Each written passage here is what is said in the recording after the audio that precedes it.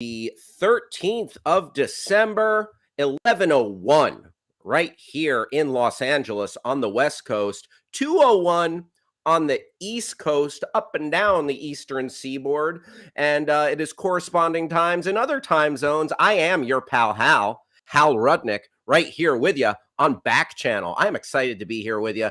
Had a good weekend, a restful weekend, and yeah, ready to get back at it. Listen, I don't hate Mondays. Like my friend Garfield, I'm holding up a Garfield book. This is a book I had when I was a child, and I found this when I was visiting my mom a couple of months ago. So Garfield hates Mondays, but do you hate Mondays? How you feeling? How's your day going? How's your weekend? I want to know. I want to know while you're hanging out with us here on the Back Channel. On Back Channel, I am your pal Hal, and this show is powered by your feedback, your comments. I want to know what you're up to. We got Riyadh in the stream. We got Elon in the stream. And I want to know how your weekend was. What are you doing today? Are you working? Are you working from home? Or are you just lounging about? Are you Christmas shopping online and just going about your biz? Let me know. And you can do that by communicating with your smart device. Get your smart device's attention. I'm not going to say the name of your smart device because that might set up a chain reaction of like shutting the lights off, powering down. Like, do you have maybe, I don't know, maybe you're working in a nuclear power plant right now. And if I get your device's attention, that will like lead to like, a nuclear meltdown. I would feel very bad about that. So you get your smart device's attention, use the magic word say, and then drop in whatever you want to say after that. So smart device, say, I am online shopping for my favorite person, me. Or how I am at home in my sweatpants. Or smart device, say, I'm eating leftover cold pizza. I do have some cold pizza in the fridge, by the way.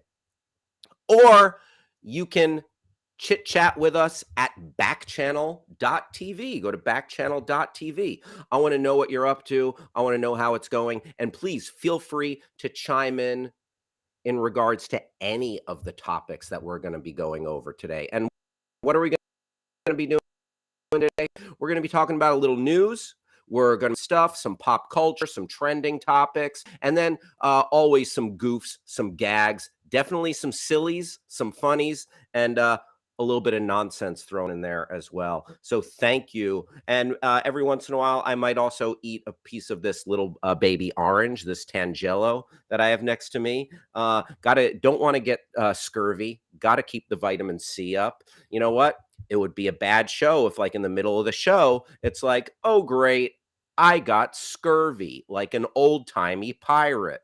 So that's the Your Pal Hal promise today, to try to avoid scurvy. And helping me on this pirate ship of streaming, helping me navigate the high seas, is producer Travis. Travis, what the heck's going on with you, pal? Just here making sure you don't get scurvy. Thank you, thank you. You know what?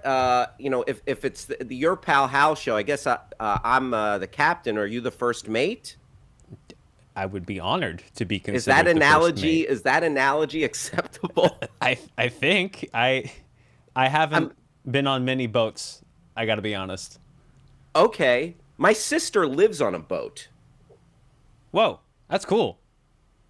Yeah, it's interesting. She lives down in Marina Del Rey. She's on a boat with her husband, and they're all about the boating life. I mean, that's a choice. That's a specific life. That is, you know, you know about you have an anchor. Yeah. What do you know where you park a boat? Do you know what a parking space for a boat is called? I mean, I know that you dock them. Is each one called an individual dock, or is there another name for? There is another name. It's called a slip. Oh, A slip.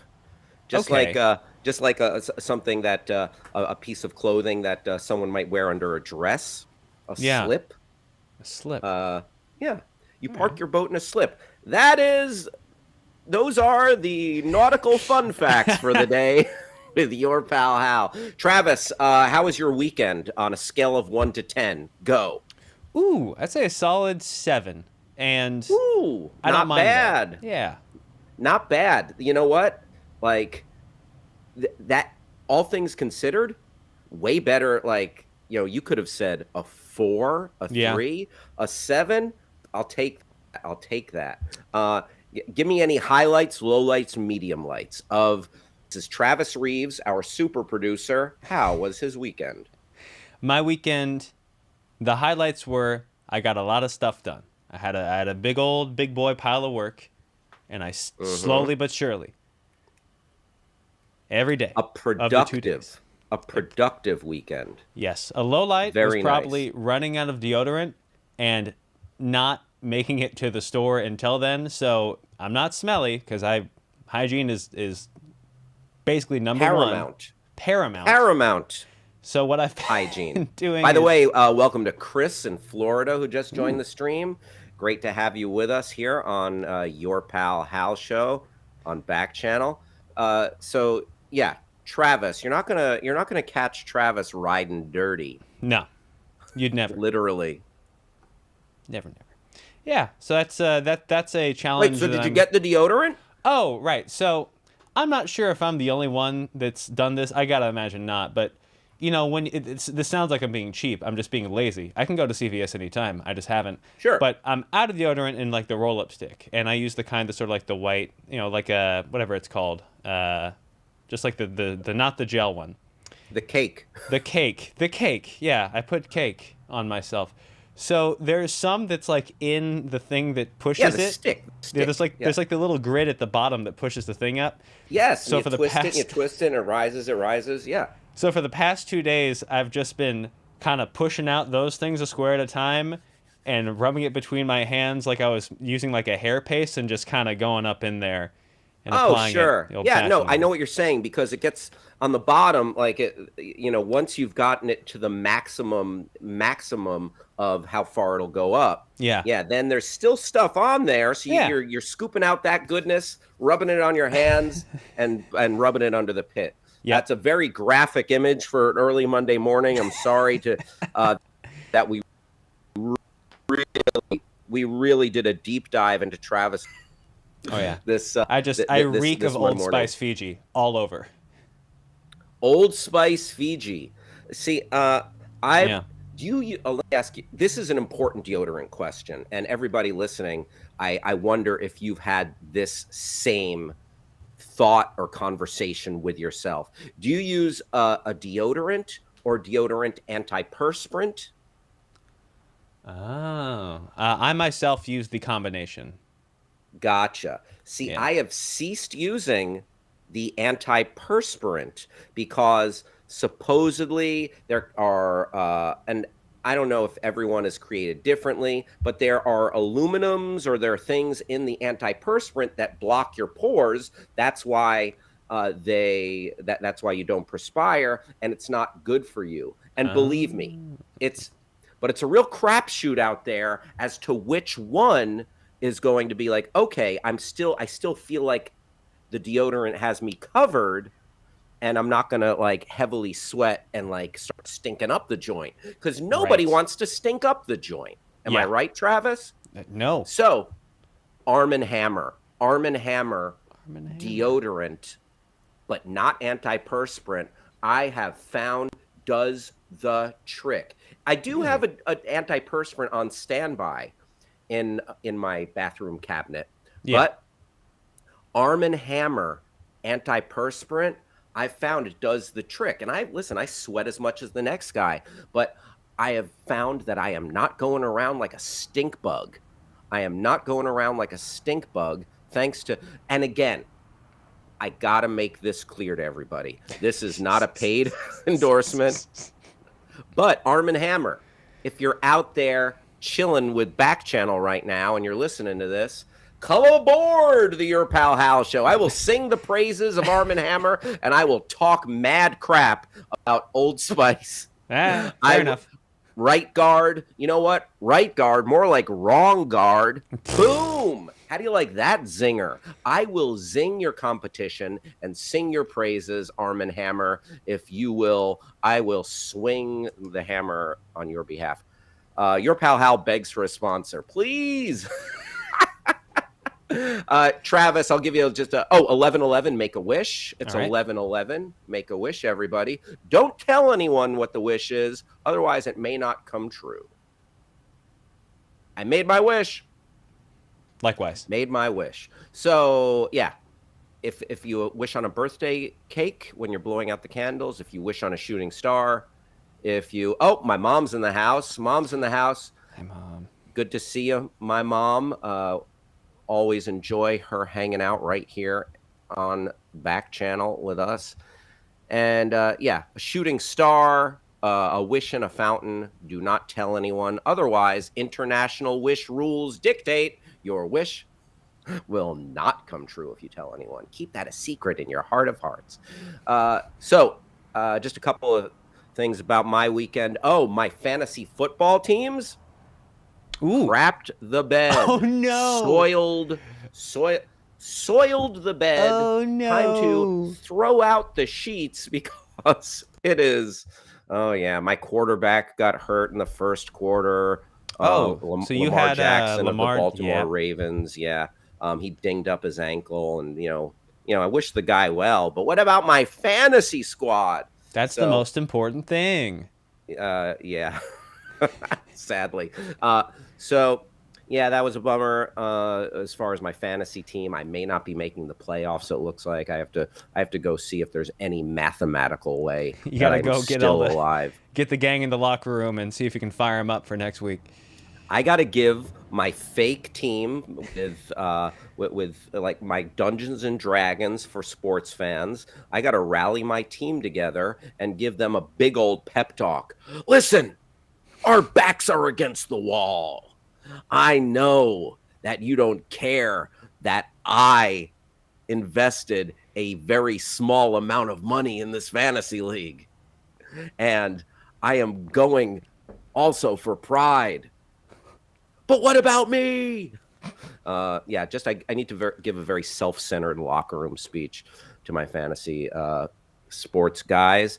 And other than that, I did a little podcasting over the weekend with my pal Lon Harris. If anyone wants to get all the news and streaming and some more nonsense, listen, if you just love the sound of my voice, look up the Binge Boys podcast, wherever you find your podcast.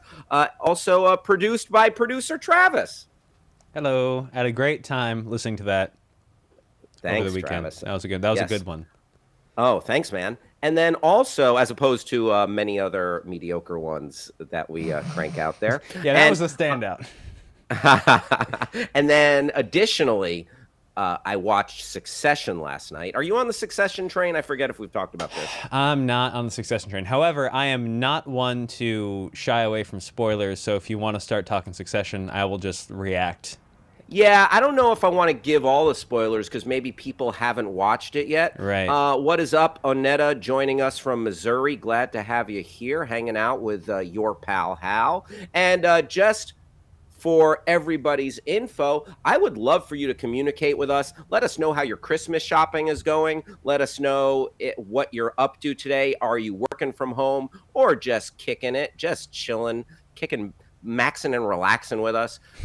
Talk to your device, get your device's attention, and then use the magic word say, and then drop in whatever you want to talk about after that. So smart device, say, I'm Christmas shopping online right now. Smart device, say, I'm eating a bowl of cereal in my PJs. Or you can go to backchannel.tv and chit chat with us there.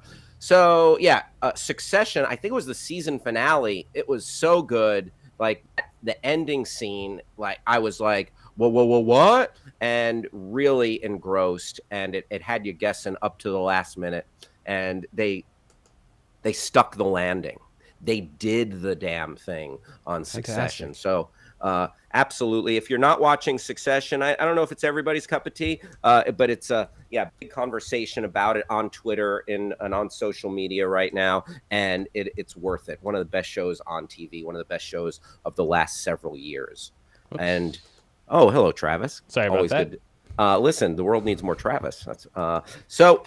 Now let's steer this pirate ship of streaming into the waters of the Twitterverse, the Twitter sphere. We are going to talk about what's trending, what's going on right now, Monday morning, 11:15, 11:16 now on the West Coast, 2:16 on the East Coast. All right. And coming up, there's been a lot of Harry Potter and J.K. Rowling news trending on Twitter. So here we go. Author J.K. Rowling comments on an article published by the Sunday Times, I guess that's in London, reporting on police in Scotland Police Scotland will allegedly allow sexual violence suspects to identify as female. Well, so I think the root of this, J.K. Rowling has come out and said some very controversial statements regarding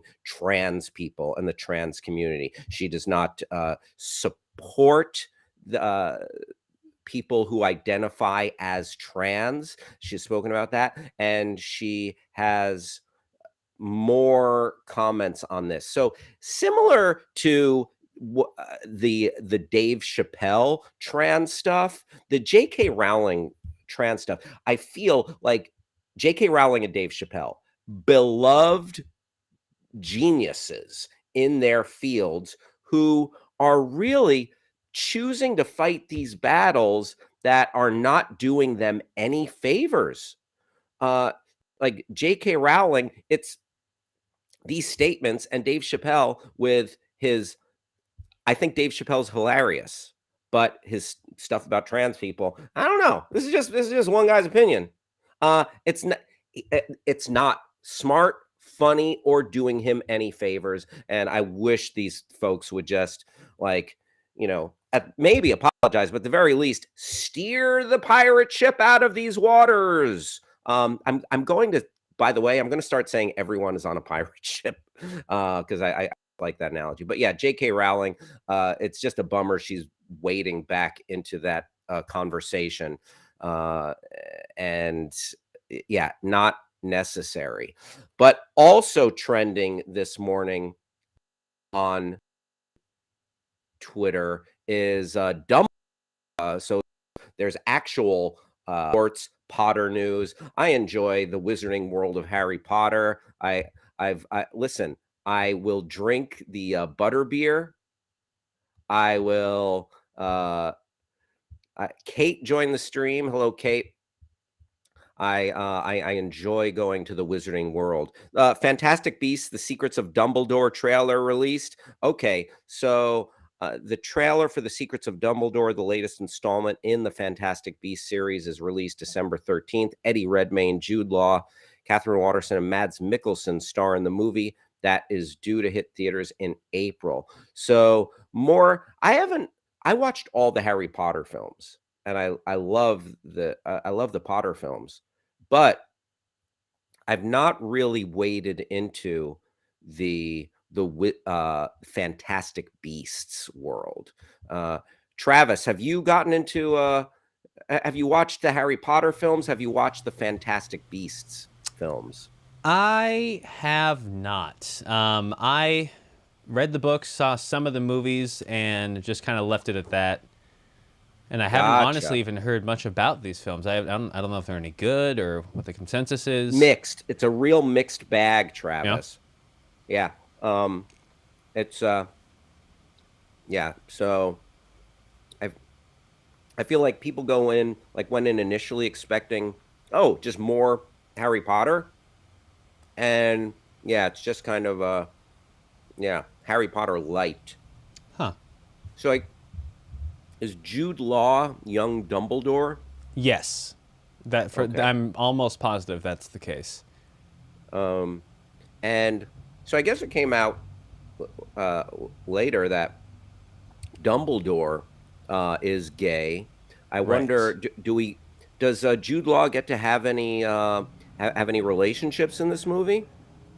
I That's don't know. I think that's something that she just sort of like, said. oh, by the way. Yeah, that was a very much an oh by the way. I don't think it was something that was built into the plot. It was her as the creator of the thing being like, well, yeah, I always thought this. Whether or not how far back that belief goes, but yeah, not something that was critical in terms of how it affected the. See, I want to see the movie where Dumbledore gets on Grinder and just like, you know, uh, does his thing. You know, like I don't want to see a repressed gay wizard. I want to see a gay wizard living out loud. I want to see it. I want to see Travis. Yes. Is it wrong for me to want to see a gay wizard live, laugh, love? No. That's what Not I'd at like to all. see. That's what I'd like to see. So there you go. Travis, it looks like Whole Foods is trending. Can you click on that? I want to see what's going on with Whole Foods. I would love to. I worked there for one day once. One day, I was a waiter for one day, Yeah. and then I quit because Nice. I was afraid that I was going to drop a giant tray of food, and I'm like, you know what? Nope, I won't be nope, someone's slapstick comedy. nope. I mean, all of my slapstick is intentional, not unintentional. Okay, so wow. Oh my So in the goodness. middle of the night, I got lost in this girl's TikTok dumpster. Uh, the, it, in the middle of the night, I got lost in this girl's TikTok who dumpster dives at Whole Foods. She finds so much perfectly good food that didn't even expire yet. Wow. And I don't know if you have the visual component here. There's turkey and just like a giant thing of turkey. There's so much meat, sausage. Oh, Beyond Meats, and like Impossible Burgers and sauces and oil, like olive oil and dairy, yogurt. This is like what was that, guacamole, a smorgasbord of of fruit, uh amazing. No kidding. Travis, Yes. Travis, Yes. will you meet me behind the Whole Foods tonight? I would love to. It's been a while. My high school was directly next to a Whole Foods. Oh wow, And that sounds like a good neighborhood. oh yeah, yeah, Walnut Creek, California, neat little Mm-hmm. suburb. Oh, The thing is that this isn't like I don't know whoa, whoa, how whoa, she's able to whoa! have hauls up to These this food. degree, but there were times where you'd look in the Whole Foods dumpster and they'd be like, "Well, that's just a bunch of oranges. I'm gonna take one of those oranges, Yeah, right. What? Look, or Kit Kat bagels, or bars. bread." OMG. My goodness.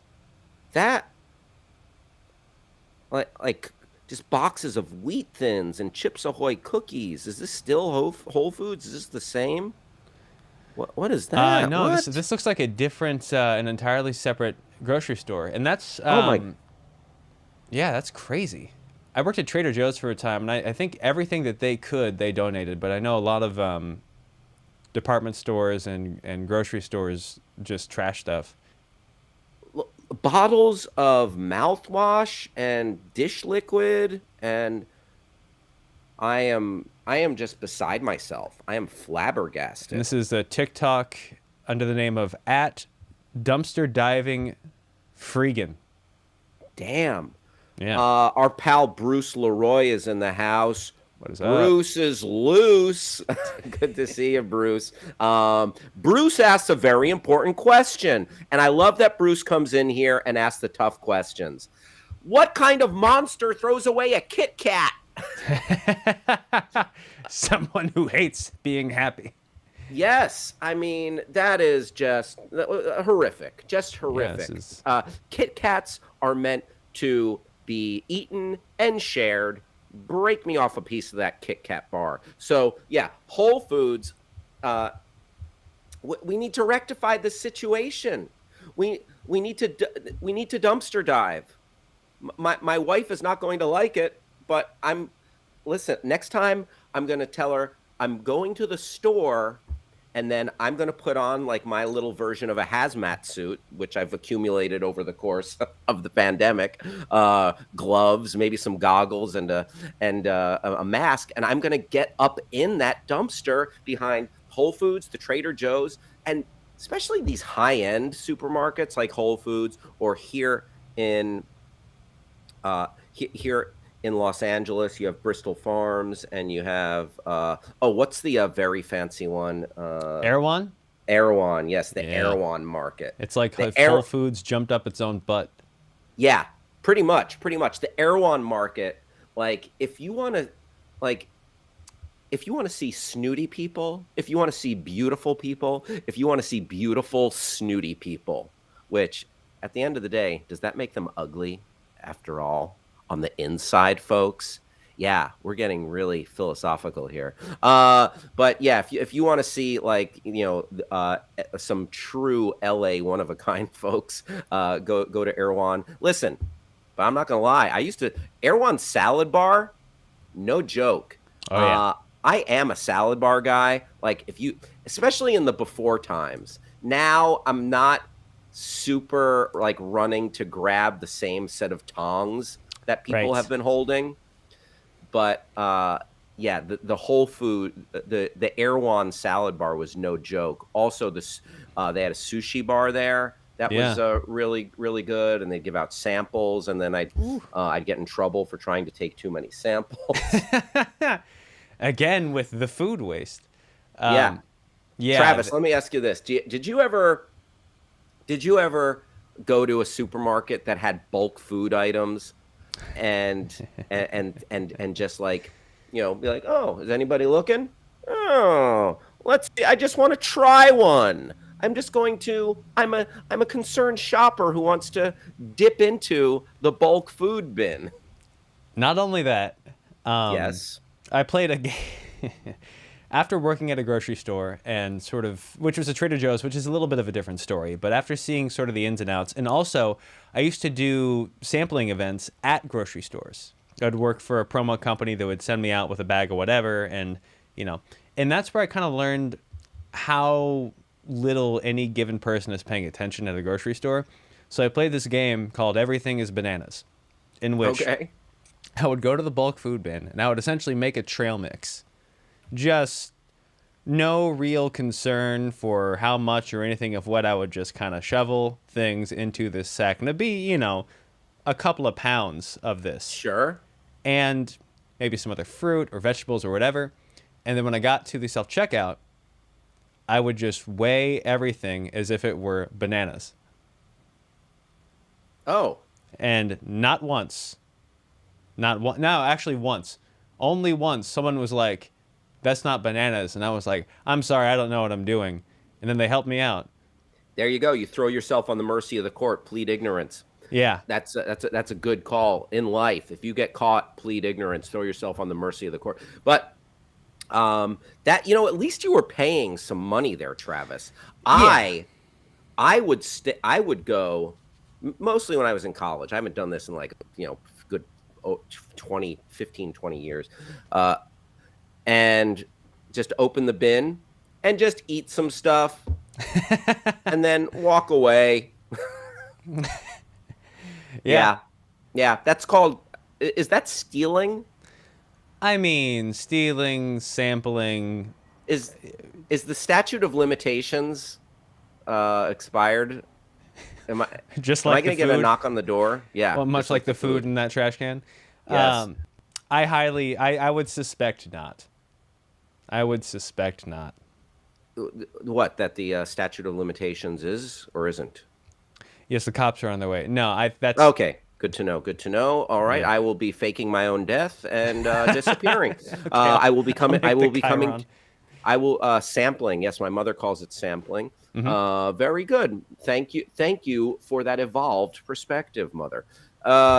Keeping up with the Kardashians and trending topics, Kim Kardashian may very well be defending you in your next court case. Who knows? But I guess she passed the bar. So this is a trending topic. Bruce chiming in. My father-in-law takes 2 of the rubber bands that keep asparagus bound together every time he goes to the store. He has hundreds of them and uses them in absurd ways. Very nice. Maybe your father can make like the biggest rubber band ball. Have you ever seen that? That's like an attraction in Minnesota, like the biggest ball of twine in the world. But you know what? You gotta cut corners. You got in life. Mm-hmm. You gotta, especially if it's a victimless crime, Yeah. quote unquote, or if you're sticking it to the man. And by the man, I'm talking about the billion-dollar corporations, the millions and millions of dollars. You know what? A rubber band from your local supermarket, or or a twist tie or something, or one little chocolate covered almond from a bulk food bin. I mean, that was something that was a topic, I think, a few weeks ago in the opposite end of, how oftentimes a supermarket or a restaurant, like a fast food chain, will have do you want to round up your dollar to donate to this or that cause? Yes. And there was this bit of trending perspective going around. It was like, yeah, you're giving them a tax write-off, ostensibly. Whoa. Yeah. Really? Yeah. Wow. So you're donating your money to charity, but you're giving them a tax write-off. So they are reaping the benefits. I mean, you can keep a track of that in your own self and write that off for yourself as well, right? Sure, I would imagine so. That's where the nickel here and the 27 cents there. Yeah. Let's take a look at this Kim Kardashian story here. Trending. Kim, just like her father, Robert Kardashian, who defended a murderer and helped get a murderer off. I'm talking about OJ. Kim Kardashian is one step closer to being an attorney, following in daddy's footsteps. So let's see. I want to click on the article here or see if there's anything. So Kim Kardashian.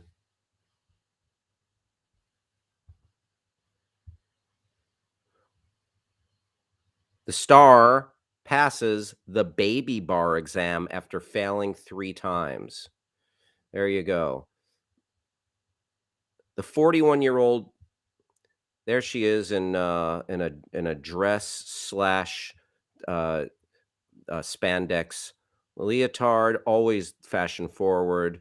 The 41-year-old mogul took to Instagram to share a gallery of images of herself in an elegant dress as she revealed the milestone in her journey to become a lawyer.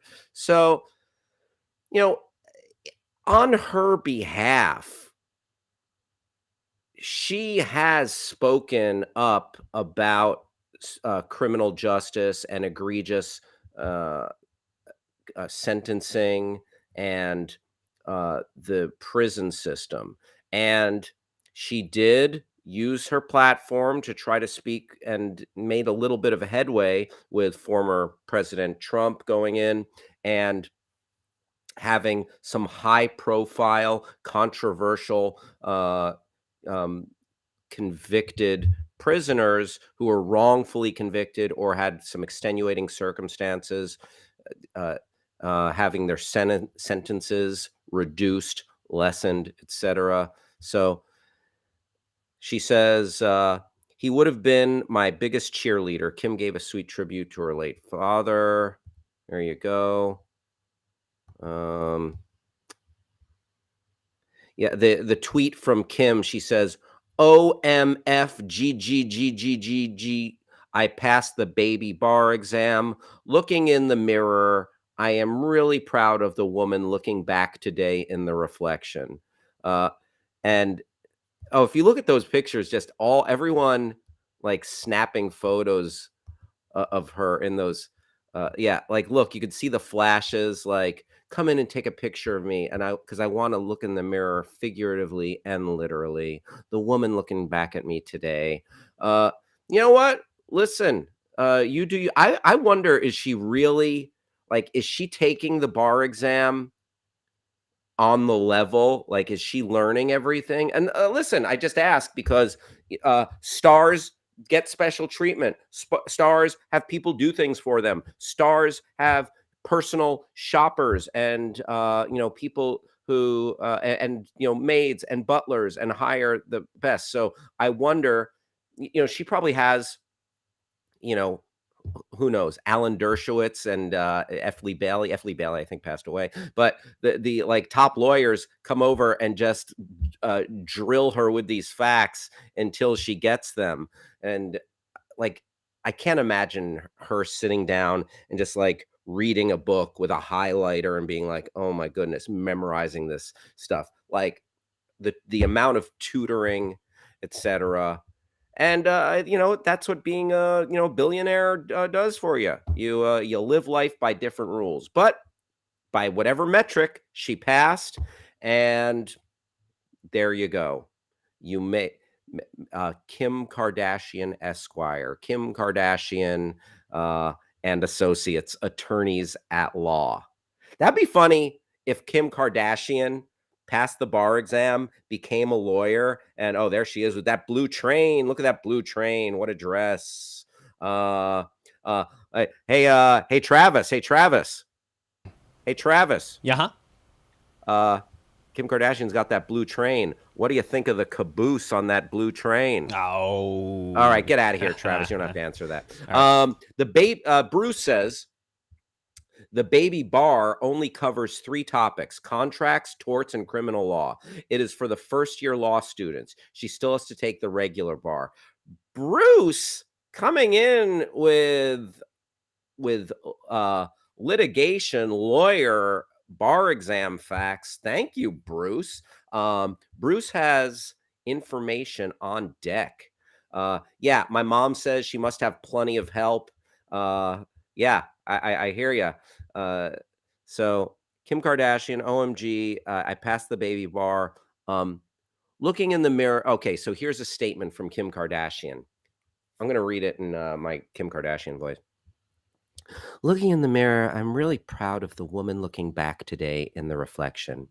For anyone who doesn't know my law school journey, know this wasn't easy or handed to me. I failed this exam 3 times in 2 years, but I got back up each time and I studied harder and tried again until I did it. I did have COVID on the 3rd try with a 104 fever, but I'm not making excuses. In California, the way I'm studying law, you need to take 2 bar exams. This was just the first one, harder to pass rate. I was told by top lawyers that this was a close to impossible journey and harder than the traditional law school route, but it was my only option, and it feels so good to be here on my way to achieving my goals. Big thank you to Van Jones, who talked me into going to law school in the first place before introducing me to Jessica Jackson and Ed Haney. Blah, blah, blah, blah, blah. There you go. Going on and on about it isn't an easy. Oh, Bruce says not an easy test, less than 30% pass. So, okay, all right. Kim is on the way. Listen, she's trying to bring some good into the world, and you know what? God bless her. God bless her on her bar exam journey.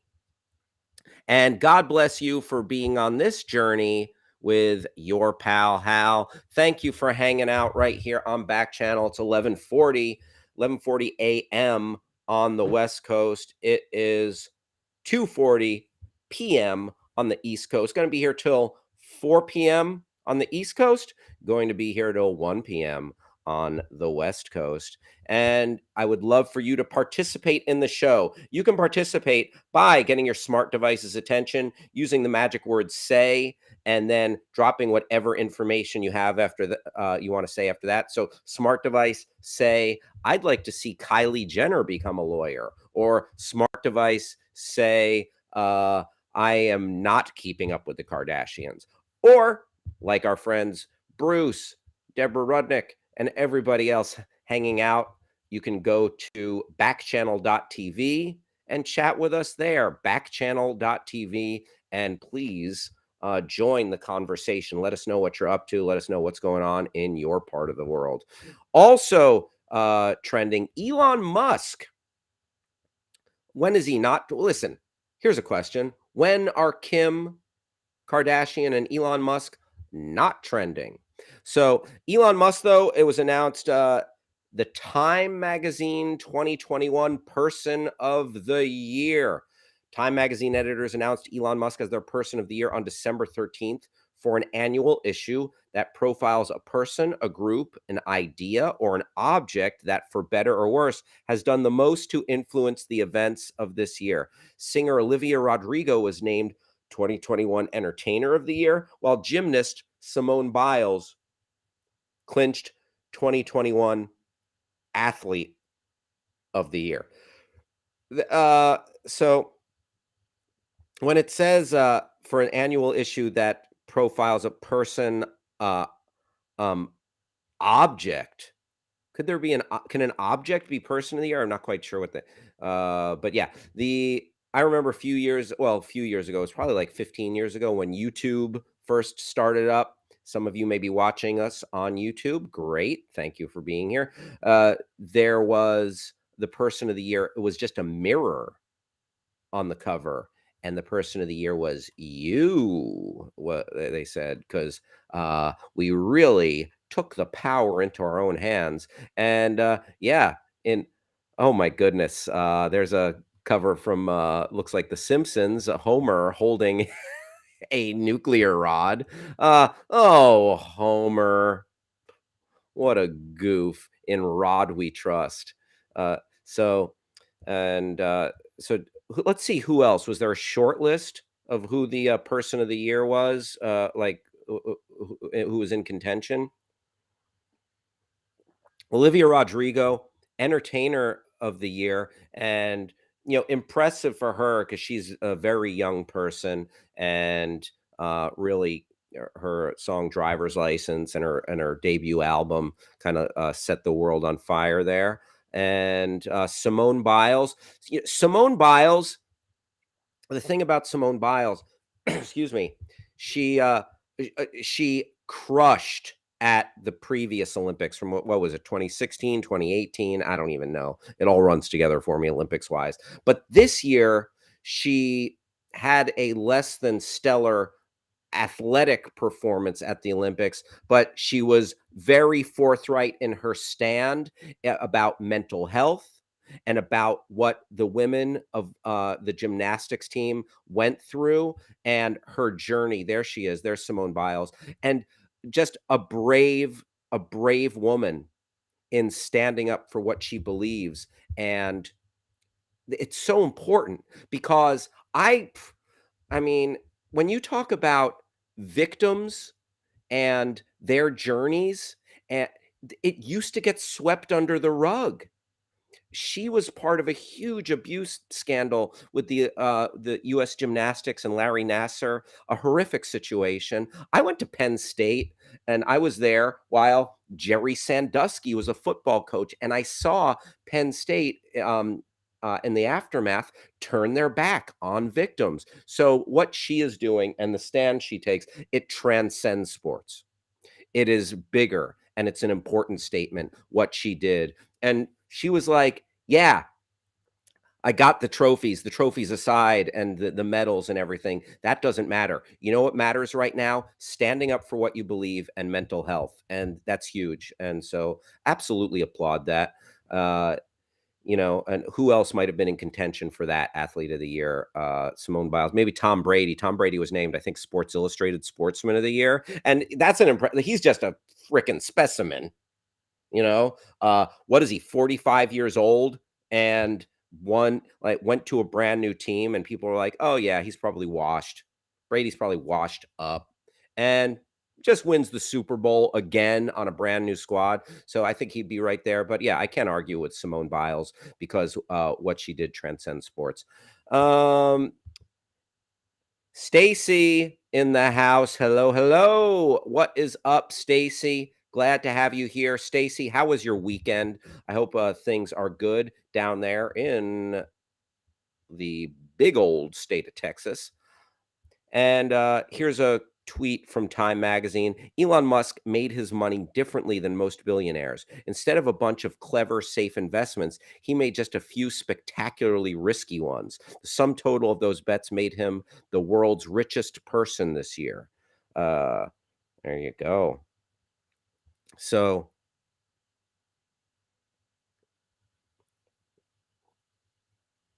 we have America's ultra rich got even richer this year. So Warren Buffett went from 68 billion to 105 billion. Mark Zuckerberg went from 55. This is just like, wow. And it seems like in a time of inflation, and then obviously in a time of so many businesses suffering because of the pandemic, these guys are just feathering their nests of billions. Zuckerberg went from 55 billion to 118 billion. Bill Gates went from 98 billion to 139 billion. Jeff Bezos, who was formerly the richest man in the world, 113 billion to 198 billion. Elon Musk went from a paltry 25 billion. I mean, how did he even keep the lights on? Am I right? To 266 billion dollars. Crazy, crazy, crazy, crazy. And you know, I was reading some fun fact. You could go back to caveman. It was something to the effect of, uh, you could go back to caveman times and make $10,000 a day from like, you know, prehistoric times up till today, and you still wouldn't have the amount of money that Elon Musk has. Like earning that money is just unnatural in insanity. Bruce Leroy says, "Who would have thought that shutting down local stores would increase the wealth of a guy who owns Amazon?" Ah, yeah, huh? Funny how that works.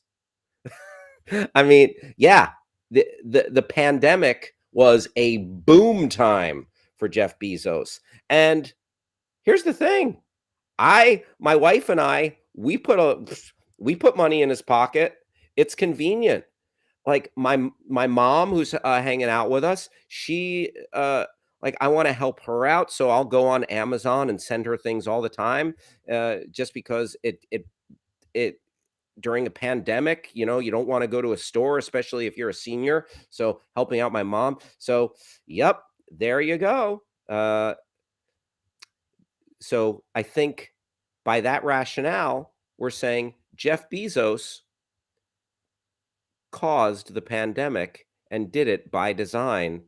No, I'm not necessarily saying that, but he was ready to pounce with this business model, and Amazon went through the roof. So there's that. And then one final trending topic I just saw this in the performative outrage files. Christian Walker, who's on social media and a bit of an influencer. His father is the great NFL player Herschel Walker, and also a Trump supporter. And so I guess because Daddy is a Trump supporter, who is also running for running for Congress. His son Christian Walker went to the gas station and was so outraged by Joe Biden and the gas prices right now. But meanwhile, he's wearing a $1,200 Givenchy hoodie.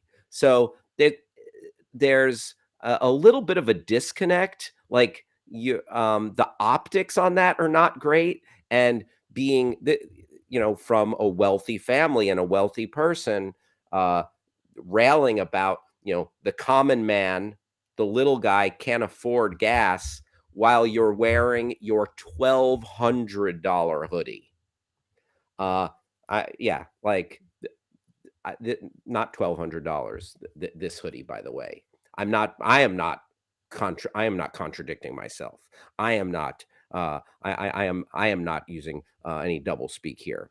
I am here in a modestly priced hoodie talking about his hoodie.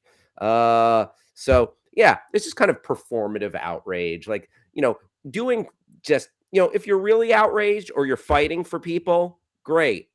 This is yeah, I don't know. It just smacked of like doing it doing it for the clout, doing it for the attention, uh, getting all up in arms about the gas prices.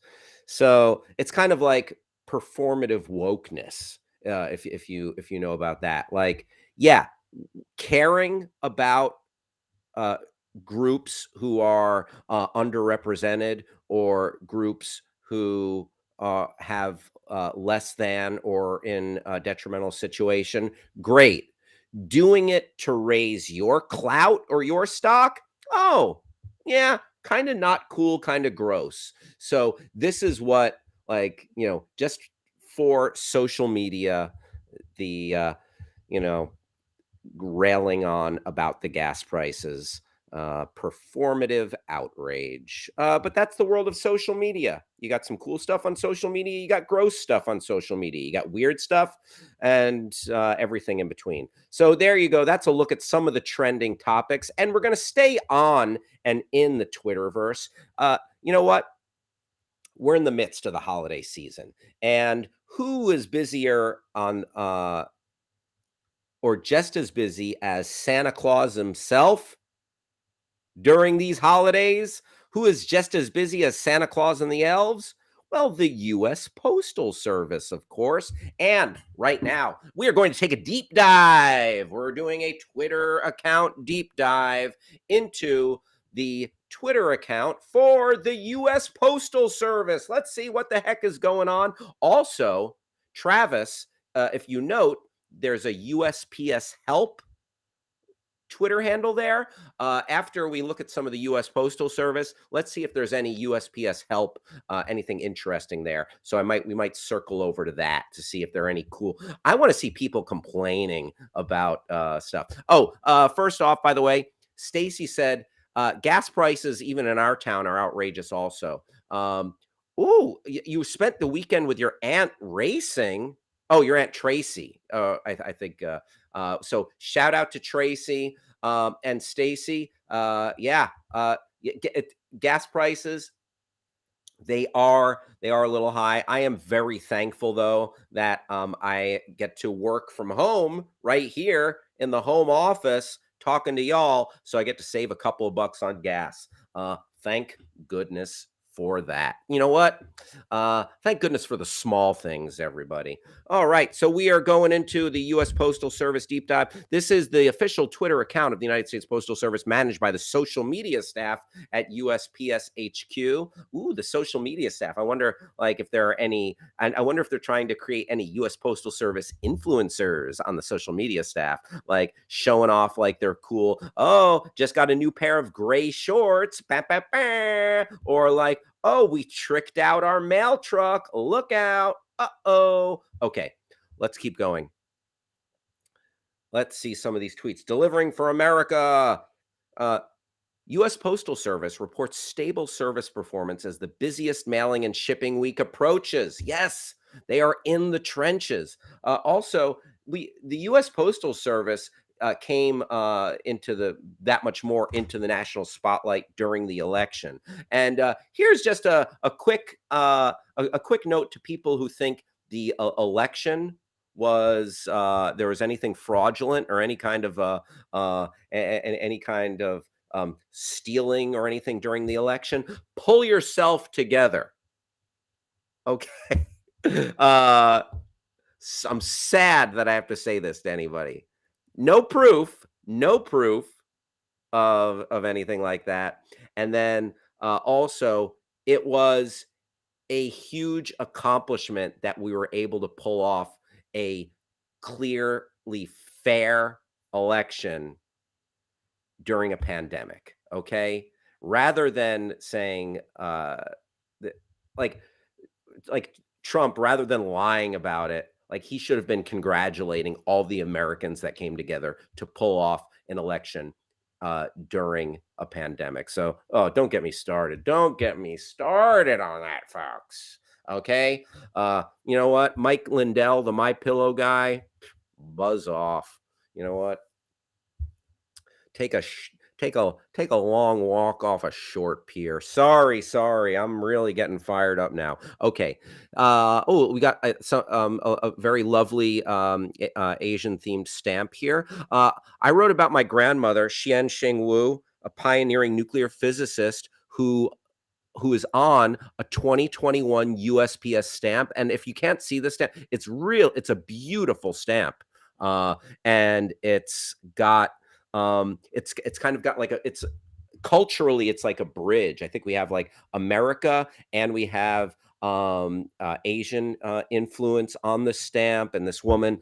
Xian Xingwu, a pioneering nuclear physicist who's on a 2021 stamp, but also about loss, immigrants, fame, scientific ambition, women in STEM, and questions we have about our families that are too late to ask.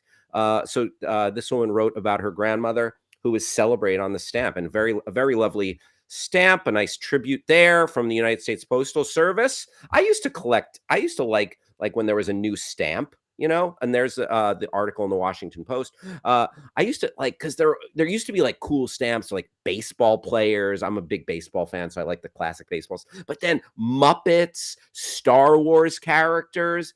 I feel like that was from a simpler time. People aren't getting as excited about stamps anymore. I used to be like, "Oh, sick stamps."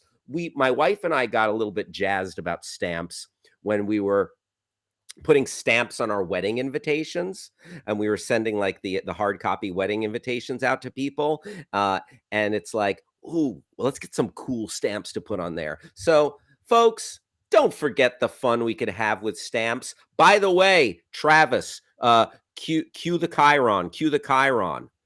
We are not funded by the US Postal Service for this advertise for I am not being paid to advertise on their behalf or to sing the praises of stamps, but I would gladly accept a handsome stipend from the US Postal Service. That's right.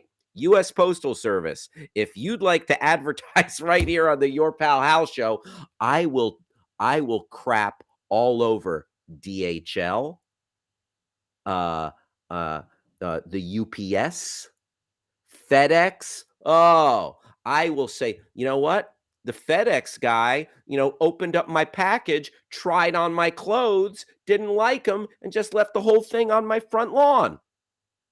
That did not happen, by the way. Please do not take me to court, FedEx. But I will libel myself on behalf of service if you give me money. Okay, that's all I'm saying. That is, again, every once in a while, your pal Hal will beg, literally beg for a sponsor. Okay, scrolling. Any other? Okay, procrastinating on gift giving. There's still time to send holiday magic and joy with priority mail. Oh, priority mail, different colored envelopes for different types of mail. I get confused about all the levels of mail because, like, yeah, it's like, oh, how much? So, like, you pull an if you go to the post office, which I used to do a lot more often, and pull out an envelope, like one of these colored, like red, blue, and white envelopes, like depending upon the envelope, it's like you could pay like $1 to send your thing or like $15. It's yeah, the priority mail, the first class, the overnight. There's a happy little kid getting a nice package there. Very excited for the arrival of the mailman. Okay. Um this it's not magic that lights up your holidays. It's informed delivery notifications. All right, that's a little silly. It's not magic. It's informed delivery. So it's like, the magic of the season. No, a notification. That's lighting up my holidays.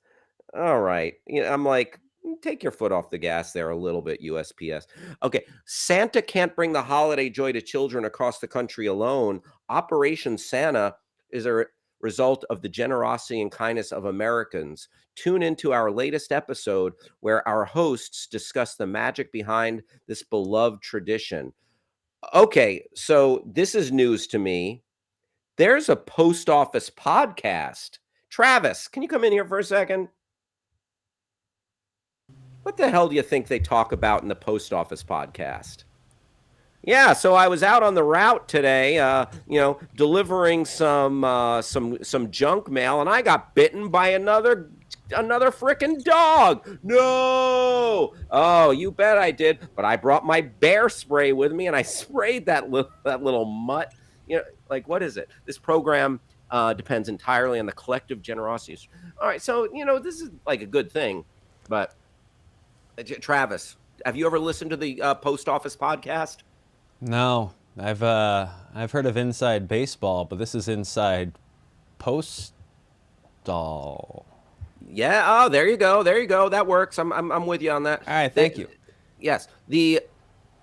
Also, can you scroll back up to the wording of this? So, Santa can't bring the holiday joy to children across the country alone. No, post office. That's exactly Santa's thing. Like, that's exactly Santa's thing, post office. You're wrong.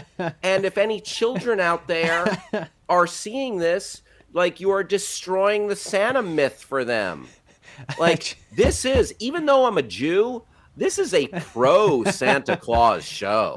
Don't get it twisted, folks. I feel the season. I'm a seasonal fellow, okay? And we are very pro Santa Claus. We are very pro believing in Santa. And the U.S. Postal Service is trying to blow up Santa's spot right here.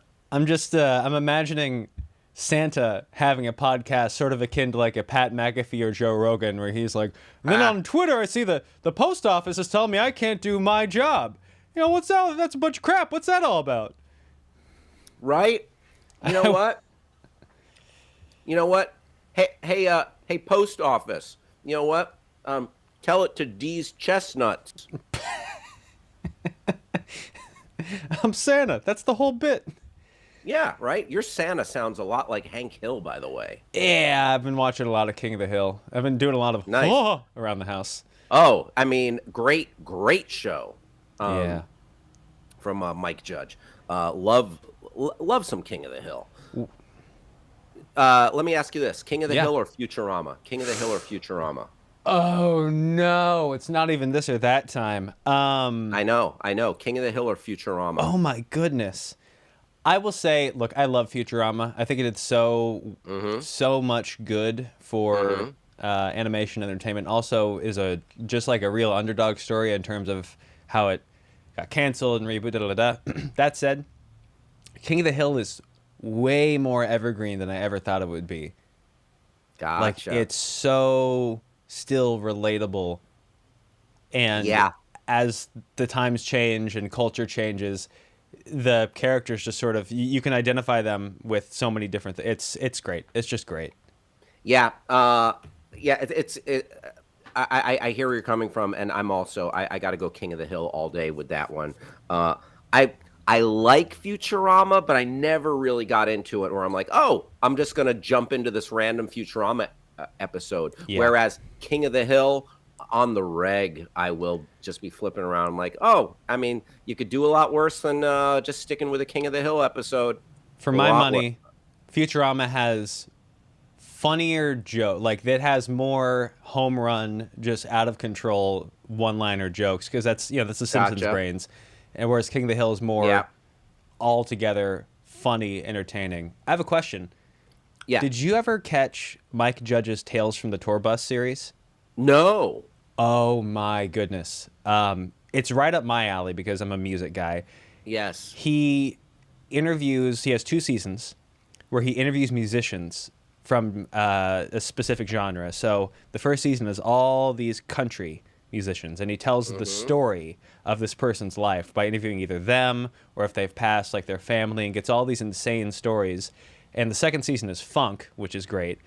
And then they animate it. So it ends up being like a behind the Oh, music, cool. animated in sort of that Mike Judge style.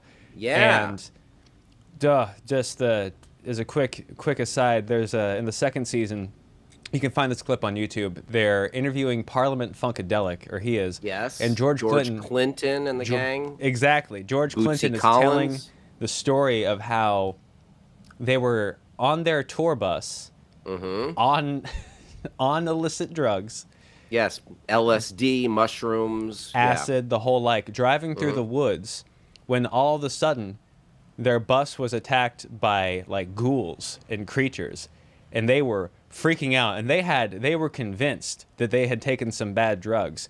In fact, and this is real, what had happened was they drove into the set of George Romero's Dawn of the Dead What? while they were filming. Yeah. That's crazy. It's the I can't recommend the series. If you like Mike Judge, he does such a good Yes. job with it. That's an amazing story. That sounds wild. Yeah. Thanks for the tip. Thanks No for the problem. tip, Travis. Good stuff. Let's go to that USPS help. Let's go to that USPS help and see if there's any complaints. By the way, it's 12:07. You're hanging out with your pal Hal. Thank you for coming along for the ride. Glad to have you with us. If you have any thoughts about holiday gift shopping, the United States Postal Service, or King of the Hill, or anything else for that matter, let us know. Okay. Welcome to USPS Help, U.S. Postal Service official social customer response site. Hours of operation, Monday through Friday. Or, I mean, okay, it's not like I'm showing up at a store, but thank you for letting me know the timetable of potential responses here. All right, let's get into some. Let's see if there's any fun back and forth between. Can you go to tweets and replies? Because I feel like that's where the money is going to be. Let's see. Holiday happenings. Okay, scrolling. I just want to see people saying, "Hey, Postal Service, my package was open," or something. Please help. Someone said, "Okay, let's keep going. Keep going. I want to find a complaint. I'm here for the complaints." Uh,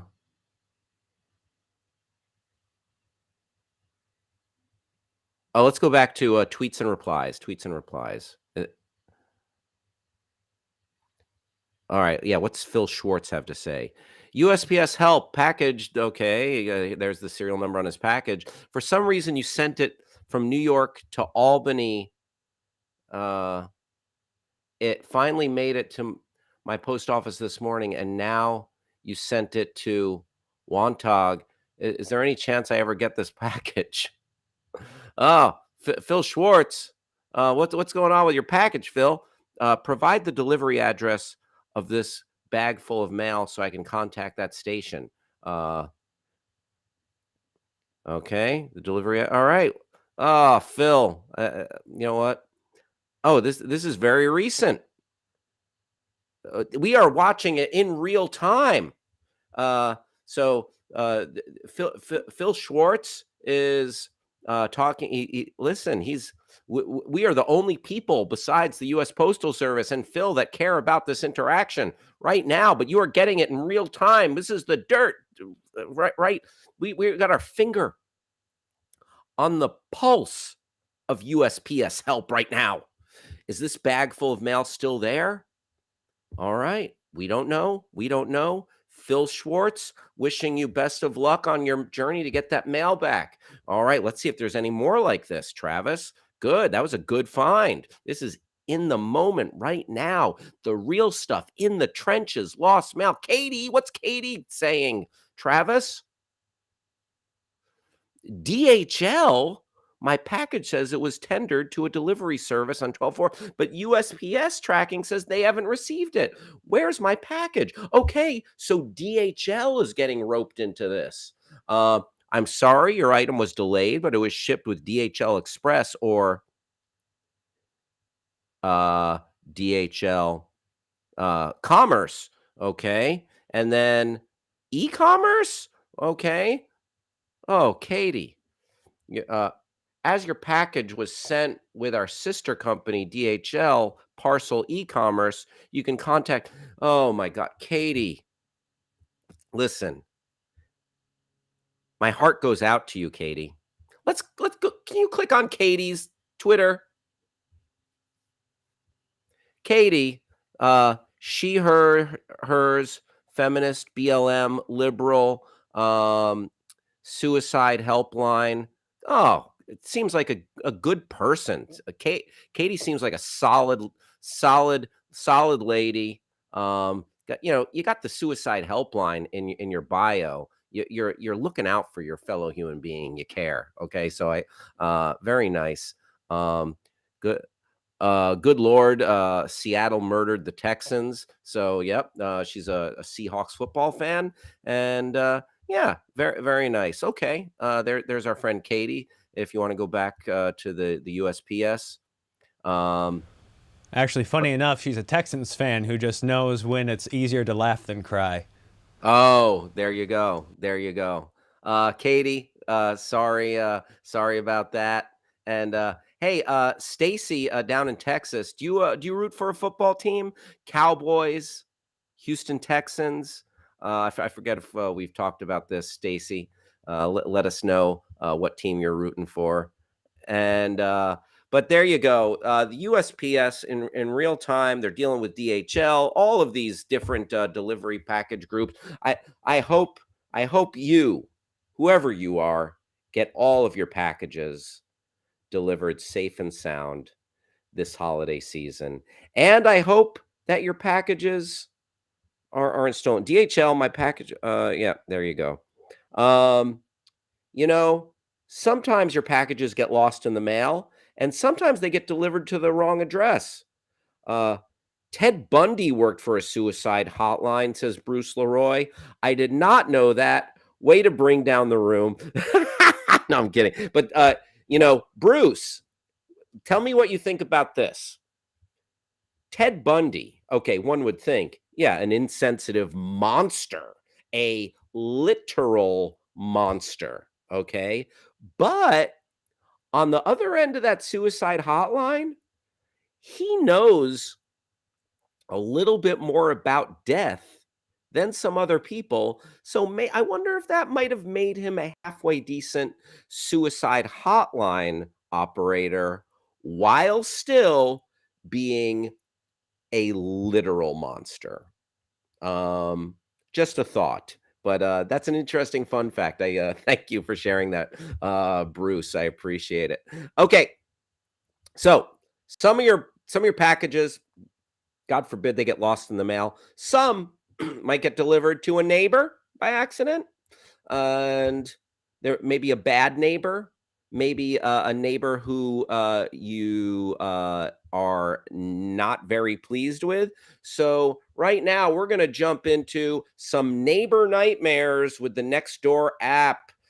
So the Nextdoor app is an app where Nextdoor nightmares, you can get on there, people in your neighborhood, and it's kind of like it it's like a forum for you and your neighbors to chit chat and share info, or say, like, talk about the goings on in the neighborhood.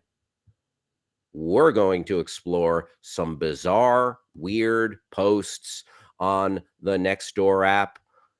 And this is from a website called tastefully offensive.com. Tastefully offensive. So we've done a little digging this before. We're going to our list here, and we're going to jump into number 7 on the list here, Travis, if you want to play along, or if you want to play along at home. Number 7 on the list here on our Nextdoor mares. These are neighbors who are pissed at each other. Let's see what they have to say. Number 7, Halloween is serious business. Halloween is serious business. A PSA. Rancho Cucamonga, that's out here in California, home of the minor league baseball team, the Rancho Cucamonga Quakes. The Rancho Cucamonga Quakes. All right. PSA. Halloween is officially 4 weeks away, and I was hoping to catch you all before you make your candy selections. Over the last 3 Halloweens, I've noticed candy stock has become more and more diluted with cheap candy. I don't know if this trend is the result of higher bills or even the new constructions, but cheap candy has somehow infiltrated our community for Halloween. And it has to stop. So this person getting on the next door app to chastise their neighbors about their choices of Halloween candy they're giving out. I love it. I'm here for it because you know what? Every kid wants the good candy. My guy Bruce Leroy knows that kids want the Kit Kat, or if you're talking to me, I'm a simple man with simple needs and desires. Give me that Reese's peanut butter cup, y'all. Give me that Reese's peanut butter cup in my trick or treat bag. Back in the day, I haven't trick or treated in a minute. Okay, so continuing. Um, Dum Dums, Smarties, and Jolly Ranchers may be suitable for Ontario, Fontana, and even Montclair. Shots fired at those other towns, but not here in Rancho Cucamonga. We are an affluent neighborhood. Okay, just saying it, just putting it out there. We are an affluent neighborhood, and this status should be reflected in our candy provisions. Who calls it provisions? I mean, I guess that makes sense, but for Halloween, standard full or king size candy bar uh, is or standard full or king size candy is the bar, pun intended. Well, you know what? That redeems this post a little bit. There's a good pun in there. We set for our community on Halloween. But no, no, no, no, no, no, no, no. I slow your roll, Rancho Cucamonga. I don't care if you're wealthy or what. I think it gives kids a wrong message to give them a full or king size candy bar on Halloween. No, Halloween is about fun size candies. Chime in. Do you think it's too much to give a kid a full size or king size candy bar? I do. I think that's crazy. That's too much, even if you are wealthy. You, you got to give the kid some boundaries in this world. I am not a fan of that perspective. All right, let me just finish this. All right, I am on a roller coaster ride with this one. If you purchase the fun size, you don't need to return them. Uh, you don't them. Just keep in that 4 to 6 of those fun size bars equate to a standard size bar when you dole out that candy to trick or treaters. No, you get one, maybe two. That's it. I don't care. I don't care if unless you're going to like Buckingham Palace, then you want like, a bag full of crumpets and like a miniature crown or something. But if you're trick or treating at a regular house, I don't care if you're wealthy. And you know what? Smarties, Dum Dum lollipops, and Jolly Ranchers, apple flavored like apple or watermelon Jolly Ranchers, those hit the spot sometimes. You need a little variety. You can't just have all the candy bars. And for God's sake, leave those peep candies alone. All right, I can agree with that. Peeps are trash that are exclusive for Easter. Peeps are marshmallow trash for Easter. No one wants those terrible marshmallow tragedies. Okay, you know what? This is well written. I don't like the perspective, but they're winning me over with the pun and the phrase marshmallow tragedies. For the elderly who hand out coins. Yeah, like a handful of change. Unless you plan on throwing some quarters in the mix, stop peddling your pennies and step your game up this Halloween. It's a calculated loss to trick-or-treaters after you adjust for inflation and the opportunity cost of what they could have received elsewhere. They just skipped your house. That was a good one. That was a good one. Like really railing about the candy on the Nextdoor app. That's great. Okay, one more before we get into some entertainment stuff. It's gonna be huge divorce sale. Wow. Okay, huge divorce sale. Oh, Bruce is chiming in. about candy. I bought 12 king-size Kit Kats and gave them out to the kids who had the best costumes. Kids that had just showed up without a costume got mints from Sonic. Oh, that's a harsh, Bruce. That's a little bit of a mint from Sonic. All others got fun-size candy. You know what, Bruce? I like the meritocracy there. That's what the world basically needs to be, a merit-based system, making your trick-or-treating the same way.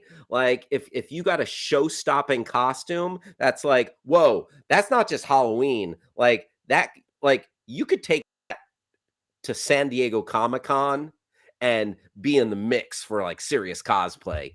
Bam, you got a Kit Kat, full size. You show up, no costume, like no effort, like you didn't even like take a marker and write on a t-shirt or something, or just like a mask,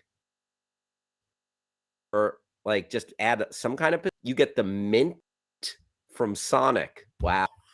Everyone else gets a fun size candy. You know what? I can get behind that, Bruce. Not bad. All right. The next fun, weird post on the Nextdoor app, huge divorce sale. He couldn't keep his pants. Oh, they're yours. Ouch. All right. So we know what led to this divorce. And here's what's going down. Besides, starting at 9 a.m. ish to whenever I pass out. Come by and get fabulous deals on furniture, clothes, kitchenware, and anything else my cheating husband touched. Bring your penicillin. Ooh, because he's a dirty dog, that cheating husband. Nearly everything must go. Come and get our deals. His girlfriend gets him, but not everything I bought. You go, girl. The sales will be amazing, and you'll love helping a newly single mom with her 2 kids. Okay, I like, you know what? I can really get behind this. You know what? This guy did the crime, so he's doing the time. He cheated, so now he's out of the, he's off with his new lady. Good on this lady for, you know what? Trying to make something this nightmare situation. I mean, the end of a relationship, geez Louise. So she is selling all this crap, and she's trying to make a little cash, and she's a single. Good on her. The sales will be amazing, and you'll love helping a newly single mom with 2 kids. If you love great deals, nice stuff, and despise cheaters, come on over. Single attractive men 30 plus years of age encouraged to it. Okay, I like. Go, mom. Do your thing. A little shout out, a little call to action. The single gentleman right there. I can dig it. Cool. End of that one. Let's see, is there any more there? Yep, there it is. There it is. All right. So that was just a little peek, that was a peekaboo into the Nextdoor app, Neighbor Nightmares. From, you know what? They're Neighbor Nightmares, and then there is the sweet dream of hanging out with y'all right here on Backchannel. I am your Pal Hal. You are here on Backchannel. It is 12:25 p.m. on the West Coast here in the office of Los Angeles, and it is 3:25 p.m. on the East Coast. I'm going to be with you to 4 p.m. East Coast time, 1 p.m. West Coast time, and I appreciate you coming along for the ride. Love your participation in the show. If you want to talk to us via your smart device, say, get your smart device's attention, use the magic word say, and throw in anything after that. Smart device, say, I burned all my cheating husband's belongings. I should have sold them and made some cash. Or smart device, say, I am eating a bowl of cereal in my underwear right now. Life, she's a sweet. Or go to backchannel.tv and talk to us there. Backchannel.tv. So now is the type show where we talk about entertainment, we talk about streaming, we talk about theatrical. This is Rex and Reviews. Rex and Effects, Rex and Reviews. And first off, we are going to recount. It is Monday, so let's see what the weekend box office did. We had a couple big releases coming out this weekend. We are in the holiday movie season. Yes, crowning the king of cinema.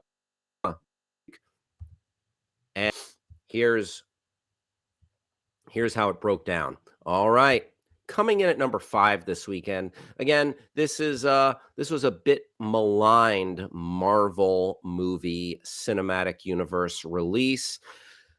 Critically, fan-wise, just mediocre reviews, and the box reflected that as into the top 5. Eternals coming in at 3.1 mil. 3.1 mil. The Eternals, there they are. All the Eternals. I still haven't seen this. I still need to watch Black Widow, by the way. I have been watching all the Marvel shows, and I saw Shang-Chi, but I need to catch up. And I'll wait till Eternals comes to Disney Plus so I can see Angelina Jolie and the gang, everyone else. I mean, it's got a great cast: Kumail Nanjiani, Brian Tyree Henry, who I love. If you ever watched the show Atlanta, Gemma Chan, who's just a delight. But yeah, this movie underwhelmed critically and box office wise, hanging in the top 5 still. Coming in at number 5 with $3.1 million. And coming in all that had mixed reviews, and some people, people I talked to, they were like, I went in wanting to love it. It wasn't House of Gucci coming in at number 4. $4.1 million. Yeah, the thing I keep hearing about this movie is Jared Leto is just comically bad, and maybe unintentionally. The Italian guy he plays sounds like, hey, it's me, Mario and Luigi, the Super Mario Brothers. So yeah, that's I mean, if it's by design, that's fun. But if it's kind of like, oh, you seem like you're acting in an entirely different movie, the top comedy, and everyone else trying to play it for real. And then, yeah, people talk about Lady Gaga's accent going from Italian to Russian to Spanish and then back again. So it's kind of like Lady Gaga a world tour of accents. And I don't know, but it looks fun. If this comes to streaming, I'm probably going to wait to streaming for House coming in at. And number 3 at the box office, holding steady. This movie seemed to do decent business, and people really liked it. Ghostbusters Afterlife. This seemed to be a nostalgic and satisfying world of now we've got like several different Ghostbusters. We had the 2016 all-female Ghostbusters, and then we had Ghostbusters, and then we had the original Ghostbusters movies from the 80s. This one connected to those, and generally positive feed for this Ghostbusters film, and they clocked in at 7.1 million. Coming in at number 2 this weekend, a Disney release, the latest Disney release, didn't quite set the world on fire box office wise, but a lot of positive critical feedback. Encanto with 9.4 million, and yeah, pretty like everything I've. And then the box office Champ this weekend, and it looks like this is like a smaller haul than expected. West Side Story. And this is this movie got great critical buzz, um, great reviews. Long movie, over 2.5 hours. Steven Spielberg. Uh, so it, I wonder, it's going to open wider, I believe. It's only in 2,800 theaters, and conversely, like over 3,000, even 4,000 is what like major blockbusters get. So I it should be opening wider, I believe. But yeah, 10.5 million, not exactly setting the world on fire, and um, yeah. West Side Story, the remake of the 1950s musical, Stephen Sondheim, R.I.P., and yeah, one of the classics. And this is supposed to be really good. I'm very excited to see this. I'm looking forward to seeing West Side Story, either in the theaters or at home. I don't know if I'm going to wait or I'm going to go, but yeah, it seems like it's supposed to be just the cinematography, the songs, just a rousing kind of theater experience. So I wouldn't mind getting a popcorn and sitting down and watching a little West Side Story. So at 12:32 p.m. here on the West Coast, 3:32 p.m. on the East Coast, there is your box office top five for the weekend. And sticking in the world of entertainment, the Golden Globe nominees have been announced. The Golden Globes. Pardon me. Excuse me, sneezed right there. Thank you for sticking with me. So the Golden Globes were announced. Now, the Golden Globes have been much maligned for over the past couple of years for not being inclusive, not including color, the nominees, and the actual members of the Hollywood foreign press who make up the Golden Globes. But that being said, the nominees are out, and these are often a precursor to the major award shows, including the Oscars. Like the the the films that get nominated for Golden Globes often have a leg up when it comes to Oscar nominations. All right, so let's go down the list here and see what is happening with the Globes. All right, let's read. Yeah, I wouldn't mind taking a look at this article as well, because this kind of lays out what happens, what's going on with the Hollywood foreign press. If you can make that a little bigger, the beleaguered and scandal-plagued Hollywood Foreign Press Association announced the nominees for the 79th Annual Golden Globe Awards Monday, with Netflix's Power of the Dog and Focus Features Belfast landing a leading 7 nominations. HBO's Succession, a dynastic drama about the cutthroat media mogul and his family, topped all television shows with 5 nods. In the past, honors would have been greeted with a stream of statements from filmmakers and stars expressing shock and delight about being recognized by the group. But the so this gets into what I was talking about. The Hollywood foreign press is mired in controversy over its lack of diversity and shoddy ethical practices that led NBC to cancel the telecast in 2022. So we are not going to have a Golden Globe show. In the past, we had Tina Fey and Amy Poehler hosting. Love them. We had Ricky Gervais hosting. I enjoy some Ricky Gervais. I like him taking pot shots at people and coming in guns blazing, like he don't care. But they're canceling the broadcast this year, and top studios and stars pledging not to work with the group until it instituted reforms. So yeah, Hollywood foreign press, step your game up. All right. Earlier this year, the Hollywood foreign press came under fire. If we could scroll down a little bit, for not having any Black members in their roughly 100-person organization, accepting expensive gifts to sway their votes. Well, as far as that's concerned, I think that's been going on. Like pay to play, payola back in the days of radio, like paying radio stations to play a top 40 hit or something, or to turn a song into a hit.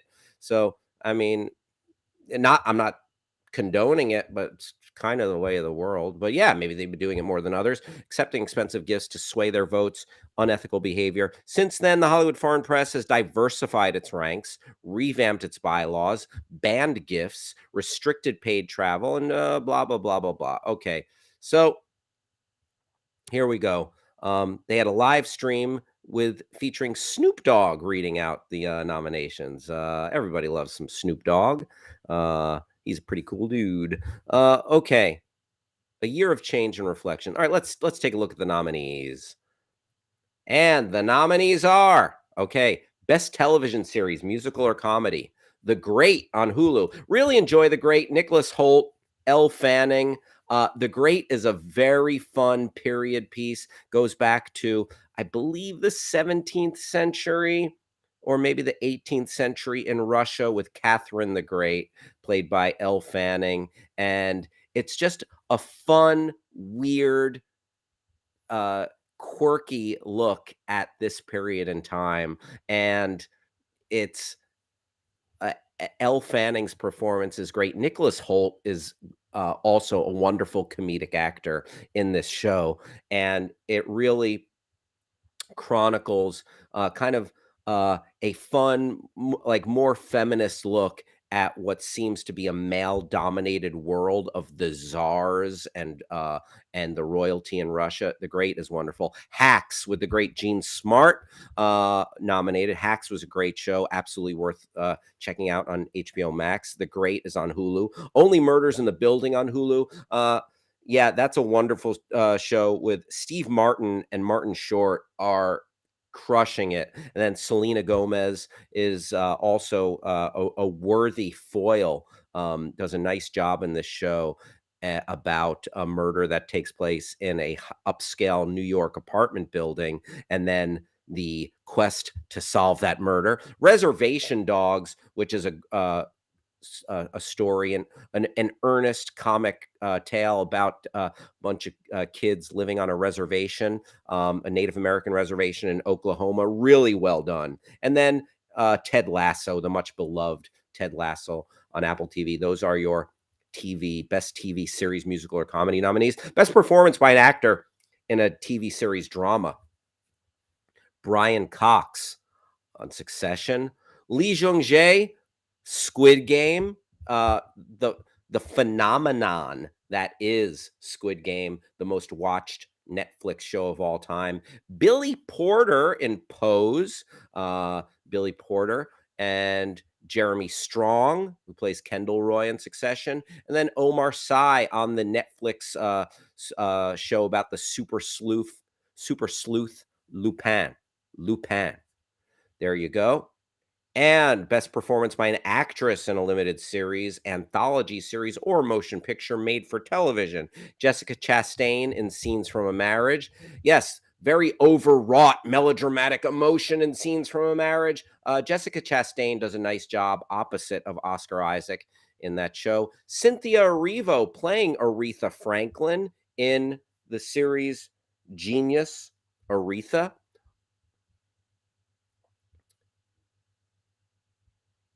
Oh, Bruce chiming in.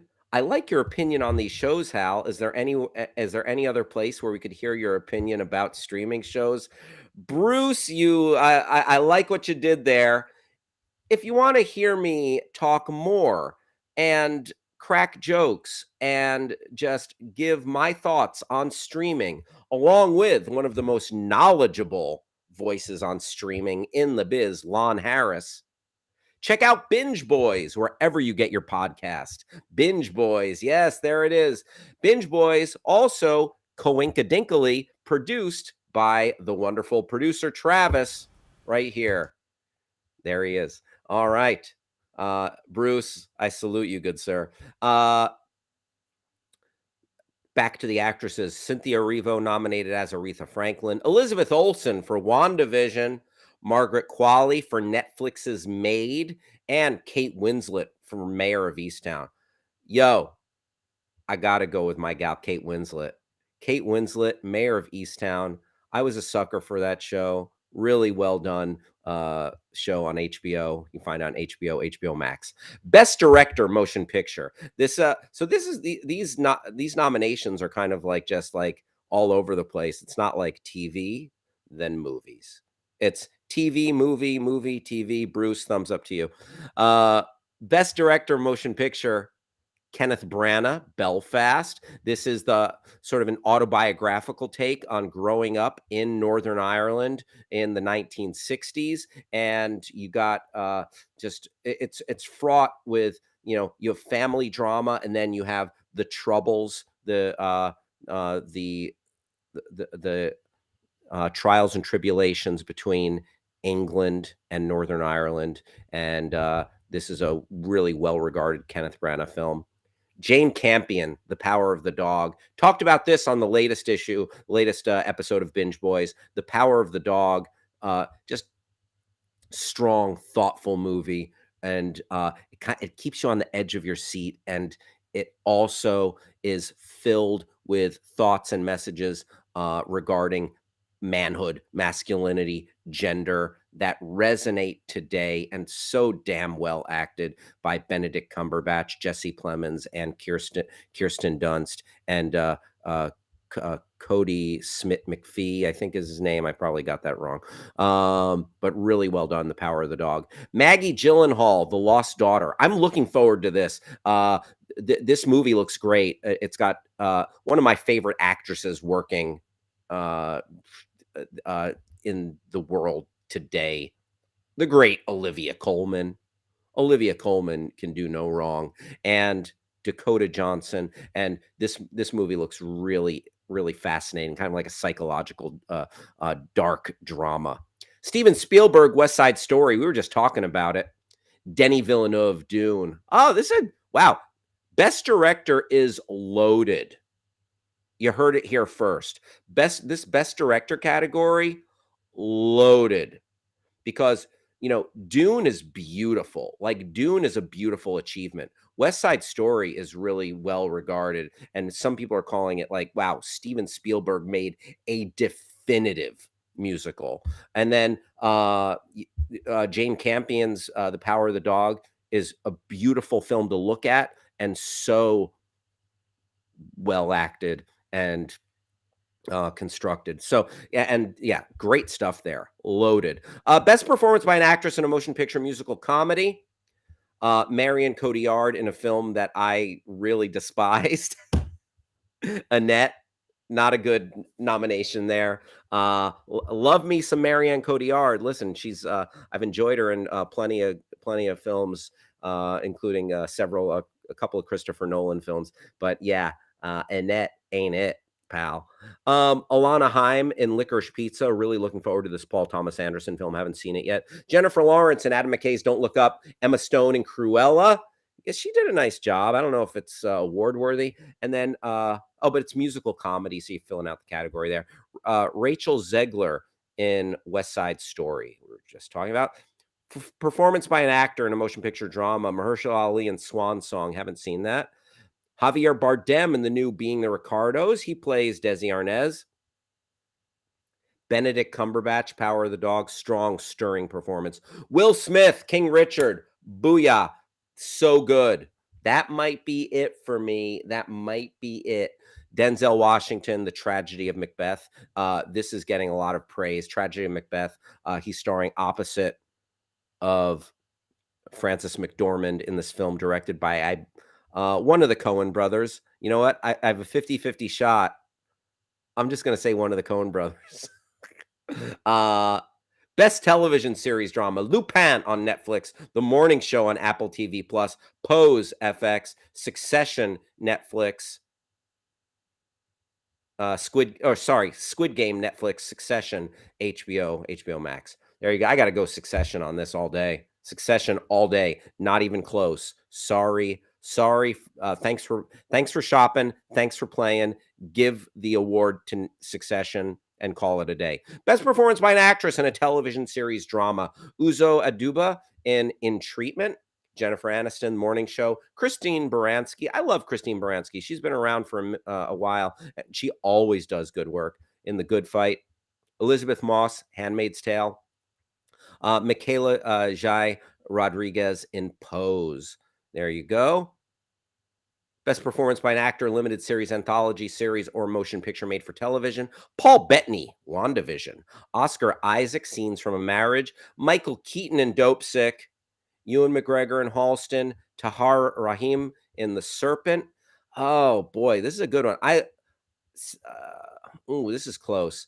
Paul Bettany is fun in WandaVision. I don't know if he's award worthy. I liked Michael Keaton a lot in Dope Sick, even though Dope Sick was a little melodramatic. You got to see a different side of Keaton, and his character had some real ups and downs and ebb and flow in what the performance was. Oscar Isaac, you know what? Two things about that. He really let the emotion rip. It was raw. He's tearing off the scab to reveal the wounds. Also, that's not all he revealed. There was a little full frontal from Oscar Isaac in Scenes from a Marriage. So do you show the stuff and get the award? We'll find out. Best performance by an actor in a motion picture musical comedy. Leonardo DiCaprio, Don't Look Up. Peter Dinklage in Cyrano. Andrew Garfield, Tick, Tick, Boom. Cooper Hoffman, Licorice Pizza. Anthony Ramos, In the Heights. Best Supporting Actor Motion Picture, Ben Affleck, The Tender Bar. Jamie Dornan, Belfast. Ciarán Hinds, Belfast. Troy Kotsur, Coda. Coda is a film about a deaf family. And then Cody Smith McPhee, mentioned him earlier. He was excellent. He should absolutely get that. Power of the Dog. Score. Let's go down to best. Let's go down to Best Picture nominees because we have limited time left. Here, Best Picture, musical or comedy. Cyrano, MGM. The movie Roxanne with Steve Martin from I think the early 90s told the Cyrano story. It's a classic tale of someone being the voice and giving feedback for a would-be suitor. And Cyrano, this newest version with Peter Dinklage, nominated for Best Musical Comedy Golden Globe. Don't Look Up, the new film from Adam McKay. Licorice Pizza, Paul Thomas Anderson. Looking forward to that. Tick, Tick, Boom, directed by Lin-Manuel Miranda, Andrew Garfield, and West Side Story, as we were talking about, the new Steven Spielberg. This is you know what? I think things are going in West Side Story's direction as far as that category. Best Motion Picture Drama. Here's a biggie. This is often a precursor to the Academy Awards. Very often, the film that takes the Best Drama Golden Globe statuette is going to be right there at the end for Best Oscar, Best Picture in the Oscars. Belfast, we were talking about that, the autobiographical Kenneth Branagh film.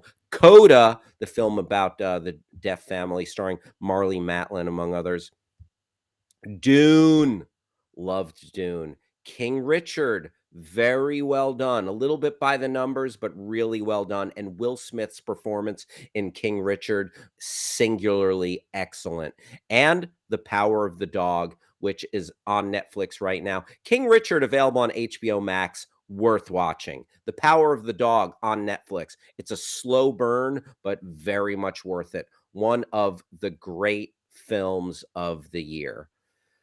There you have it. That's kind of a thumbnail of the Golden Globe nominations this year. And, hopefully the Golden Globes, hopefully the Hollywood Foreign Press get their act together so we can have, listen, I'm a sucker for an award show. I likes it. I like seeing the celebs breaking their arms, patting each other on the back. And I like when the Golden Globes has Ricky Gervais or Tina Fey and Amy Poehler all funny hosts. And I like when Ricky Gervais just doesn't give a crap and just bites the hand that feeds.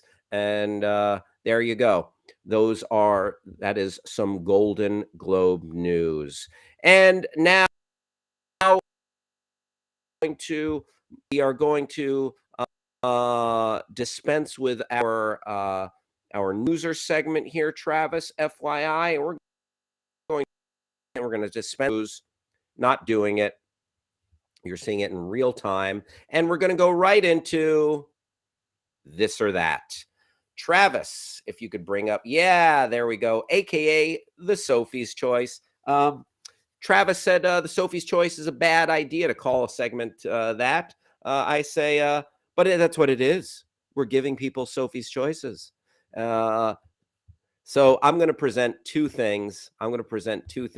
You tell me which you would prefer. Travis, if you want to come in and tell me what you think of this latest, this or that.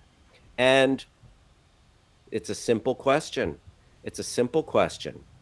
Travis, would you rather go bowling or go to a video arcade?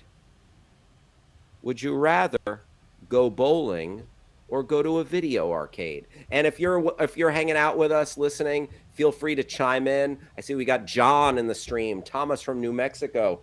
Feel free to talk to your smart device. Use the magic word say, and you can join us. So smart device say, go bowling. Smart device say, go to an arcade. Or if you're with us, you can go to backchannel.tv and put your answer in there. Travis, where do you land on this? Are you going to the arcade? Maybe the arcade spits out those tickets you can redeem for something. You got video games. Maybe you got skee ball. Where do you land on this? What's funny is oftentimes you get to make this choice in real time because at bowling alleys they'll often have, as you know, a video arcade. Given the choice, I think at this point, 10 times out of 10, I'm going arcade. Bowling, I'm never going to be good enough at it to make it really worth my while, and I'm never going to have the patience to learn good enough form to where it doesn't hurt my wrist by the end of the second game. So sure, I'm just going to... And plus, I've already had my bowling achievement of a lifetime. Which was? One time in Vacaville, California, they had a speedometer on the lane that tells you how fast you were throwing the ball. And from what I can understand, I think it topped out at 25 miles an hour. So I spent the entire game not really worrying about hitting any pins, just seeing how fast I could pitch that ball. Wow. It got down to the very last throw. I had hit probably like 24.4 miles per hour, and I'm like, I'm putting everything I got into this. Grabbed the wrong ball on accident because it was the same color. This ball had a tighter thumb loop. I'm going to bring myself into picture for... Yeah. And as I let the ball go, it stuck on my hand, flew off that way, hit the wall, made a dent about this big in the drywall, clanked across 2 or 3 lanes, and then gutterballed. Wow. Yeah. Amazing. Yeah. Haven't bowled since. I mean, that's hard. That's hard to top. That's hard to experience of a lifetime. Travis, I'll let you know. Here's a fun fact about me. I was on the bowling team in high school. Then the bowling for 1 year, and then the bowling team got disbanded. Oh no! But I cherished that time, and for me, as a person who additionally owns his own ball and shoes, I'm going bowling. All right. I love bowling. I don't do it enough nowadays, but any opportunity. Arcade is easier. You can get in and out. Also, I love me some Dave and Buster's. Who doesn't? I love Pop-A-Shot. Love Pop-A-Shot. Pop-A-Shot. But I'm going bowling. Bruce Leroy chiming in. Video arcade only if they have the classic games Popeye, Tron, and Track and Field. I don't know the Popeye game, Bruce. Love Tron. Tron is a classic. You choose which of those Tron events you want to get mixed up in. That's great. Track and field. Yes, I remember that one too. That's a good one. I'm like, if you're talking those games, I'm here for Burger Time. I'm here for that Star Wars game where you blow up the Death Star. That's good. I'm going bowling. Bruce chiming in arcade. Travis chiming in arcade. Arcade takes the this or that today. And then finally, rejected segments. We had a rejected segment today. You might say, oh, really? Like, you did a lot of questionable things today. There were segments that didn't make it in? Yes. And today's rejected segment is Hal clips his toenails and fingernails live on air. Hal clips his, I'm looking at my fingernails right now. Yeah, we're almost there. We almost need a little clip. My toenails, not proud of this. My wife has accused me of having a talon before on my big toe. So I have let my big toenail get a little too long before. I'm not proud of it, but our promise to you is we are not going to clip my nails on air. And you can take that to the bank. Oh, Travis, I didn't actually do it today. I that's because, I would have done it if I had a nail clipper at my desk here, but I do not have a so my loss is your gain. Thank God. Yes, Travis shaking his head like, what are you thinking about, man? Folks, I think our journey has come to an end. It's so sad and hard to say goodbye, but I'll do it anyway. Bye bye. I want to thank everyone for hanging out with me, your pal Hal. I am here 5 days a week, Monday through Friday, 11 a.m. to 1 p.m. on the West Coast, and 2 p.m. to 4 p.m. on the East Coast. Wherever you are, please join us. I love having you here. Thank you for hanging out, participating in the show. Bruce, Stacy, everybody, my mom, thank you for being here. Thanks to everybody at Backchannel. And thank you to producer Travis for holding it down and keeping and hoisting the mainsail on this pirate ship of live streaming. I'll see you tomorrow, same time, everybody. Thanks again.